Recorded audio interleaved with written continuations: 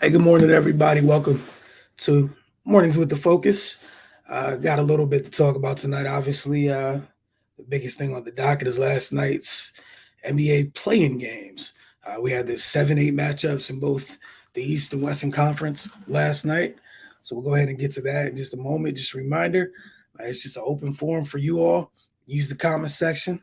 Get in there, share your thoughts, share your thoughts, be a part of the conversation. And then if there's things you guys want to talk about, you also have the ability to steer the conversation. Again, just get in here, comment, and I respond. It's really just that simple. All right. Last night, fun games last night. Truly fun games last night. Gonna start off with Brooklyn and the Cavaliers. Nets beat the Cavs 115 to 108. This game was kind of similar to the last time they matched up right before the end of the regular season. So, like literally a few days ago, they played the Cavs. It was on Sunday. Again, the Nets beat the Cavs 115 108. Game went close to the script of the last matchup, as I mentioned. The Nets jumped out early. They got off to a great start. 40-point first quarter, shot something like 70% from the floor. But, the Cavs were able to rally. They were able to cut that double-digit lead down to as little as 6 several times. But they just didn't have enough to get over, to fully eat up that cushion to get over the hump. He had a big game for Darius Garland, who's had a great year. Looking forward to seeing him continue to grow. And obviously, the season's not over for Cleveland yet. They just lost last night. 34 points from Garland, 5 assists on 13 to 24 shooting from the floor, 3 of 6 from deep. He continued to put pressure on the Brooklyn defense. He was able to torture defenders, get to where he wanted. Evan Mobley, 19.7 rebounds and 2 blocks. They also got a big boost from one of their vets in Kevin Love. K Love was one of the stabilizers early in the game when the Nets were trying to end the game. Early in the second quarter, Nets had the big first quarter. In the second quarter, tried to continue, and Kevin Love hit a couple threes just to kind of get his young team, help his young teammates out, kind of slow things down, slow their heartbeats a bit. And then, Cleveland and their defense kind of helped themselves get back into the game. As for the Nets, 2 people pictured on screen. Kyrie had one of those nights. I think he started the game at 1 point, 12 and 12 from the floor. Again, 12 and 12 from the floor. 34 points, 12 assists on 12 of 15 shooting. KD fouled up with 25 points, 11 assists, and 3 blocks. KD kind of really he along with the other bigs on the team, helped set the tone defensively. The Nets had 9 blocks in this game. The so-called others, they stepped up in this one as well. Seth Curry, Seth Curry played 34 minutes. He's still dealing with the ankle injury. Didn't have the greatest of games. Only took like I think 3 or 4 shots. Didn't hit anything, but he was out there giving minutes, which meant other folks had to step up. I mentioned the bigs. Bruce Brown had a big one, had a big night. He had 18 points, 9 rebounds, 3 steals. Andre Drummond, 16 points and 8 rebounds. And then Nick Claxton came in with 13 points, 9 boards, and 5 blocks. Again, that pairing up front at the 5 really had an impact on this game for Brooklyn. With the win, Brooklyn takes the 7th seed and will start their series with Boston on Sunday in the 2-7 matchup in the Eastern Conference. All right, now for the nightcap, and that game was really fun to watch. Really exciting watching the young Wolves get after it. They had to rally, but they did so in part to a huge fourth quarter to knock off the Clippers 109-104. And, they kind of did it without having the full services of one Karl-Anthony Towns. Cat had 11 points in 24 minutes. The reason he played just 24 minutes, foul trouble. He ended up fouling out. He picked up his 3rd foul in the first half. Minnesota's coach decided to roll with it. It was a play-in game or what have you. His decision, and Cat picked up his 4th foul, which meant you were 2 fouls away in the second half from not being out there. And, again, he only played 24 minutes in a 48-minute game. He picked up those 2 fouls in the second half. He fouled out. And again, even at that point, the Wolves were trailing. Credit to Anthony Edwards. The youngster was every bit of deserving of going first in that draft. Um, and he's had a big year. I know some folks don't pay too much attention to the Wolves. You might want to start. He started his postseason with the bang, 30 points, 5 rebounds, and he hit 5 threes in that. I think it was 5 of 11 from deep. His physicality is what stood out in this one. We know the Clippers are a sound defensive team. They didn't really have an answer for him physically. When he felt like getting into the lane, he got into the lane, and he was initiating and dishing out the punishment from a contact standpoint.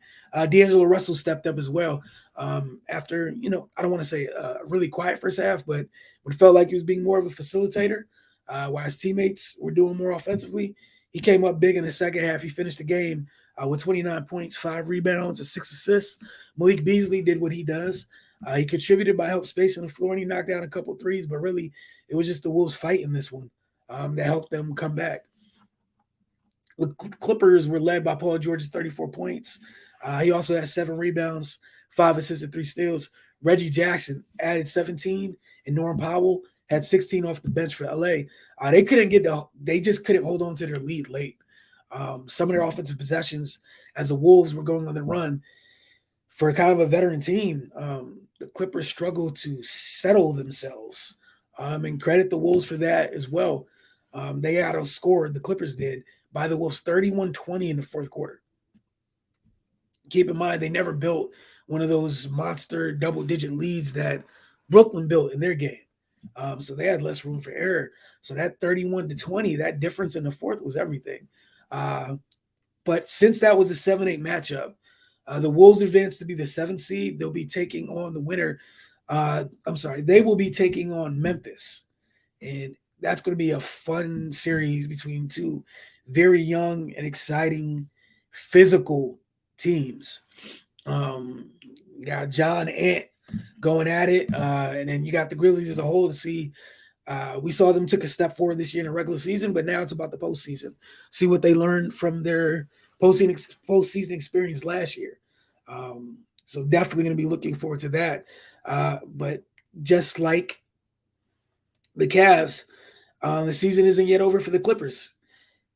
They'll be waiting around to see who they play on Friday, and they'll find out tonight. They'll have an answer tonight as to who they'll be facing.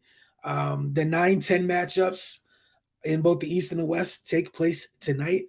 In the East, that matchup, guys, the Hawks hosting the Hornets. And then out West, you have the Pelicans hosting the Spurs. So the winner of the Hawks and Hornets play the Cavs for the chance to be the 8th seed in the East. And then the winner of the and the winner of Spurs Pelicans plays the Clippers for the rights to be the 8th seed out West. And again, your reward in those matchups, and the reward in Friday's games, and the outcome of tonight, and then eventually Friday's games, your sole reward is taking on the number 1 seed in each team's respective conference, which will be Phoenix and Miami. So congratulations, I guess. The other thing that was kind of interesting last night was a lot of folks were making fun of the Wolves for celebrating their play-in win.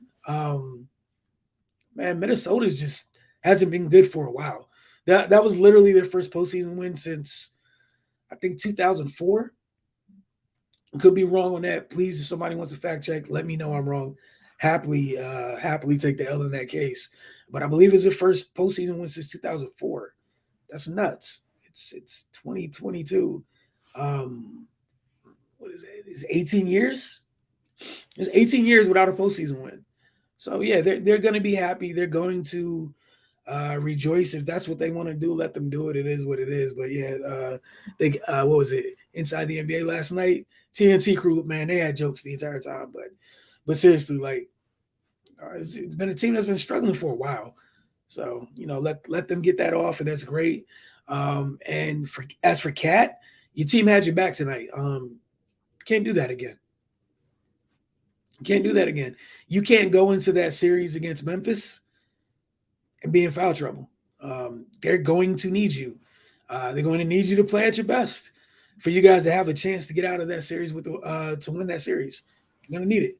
That you got a Steven Adams, Jaren Jackson Jr. front court to deal with, and the depth that they have behind them. You can't afford to be off the floor, sir, in foul trouble. You just can't. But moving on to a couple more items today. What is the other thing? Wanted to go. Oh yeah, this be kind of interesting. Pull this up for you guys real quick, so you guys can see it with me as well. Take a quick look over at ESPN. It's a fun little article here. Just really some comps from their staff NFL analysts. Some comps that come to mind, and just want to go through them, see what I think as well as you guys think as well. I Kenny Pickett to Tony Romo. I'd say like maybe just chill on that just a little bit. We'll see. But that's Dan Orlovsky going with that one. And I guess his reason for this was QB consistently gets himself out of bad situations with quickness and creativity. That's great. But just want to put some respect on Tony's name. Not going there yet. That Matt Bowen with Garrett Wilson and Stephon Diggs. I'm not mad at that one. I'm not mad at that one at all. Kind of like that one. And like truly kind of like that one. This is one I've seen quite a while, and I've been a fan of I'm obviously a fan of Fred. Been a fan of Devin this year. The more I got to watch him early this year, and yeah, that's who it reminded me of a little bit. And I had a little bit of a caveat in saying that he's coming to the table having done some things that Fred didn't.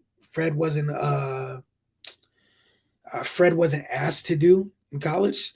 In an interview with Fred was a guest on Richard Sherman's podcast, like I want to say like maybe a month and a half ago, and Fred was talking about the way that he was used in college at BYU. He was used more in coverage, so he didn't really have the responsibilities that a linebacker had in the run game until he got drafted, really.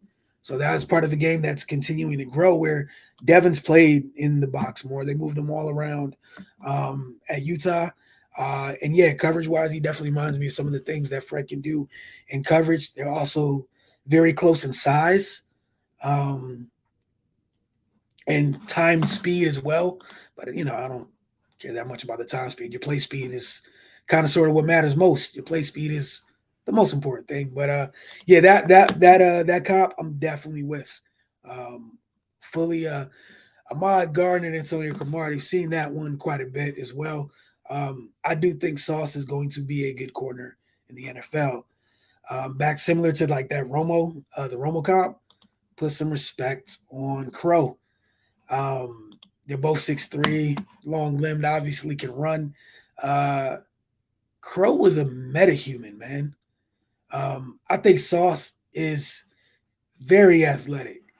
Again, Antonio Cromartie was a freaking metahuman.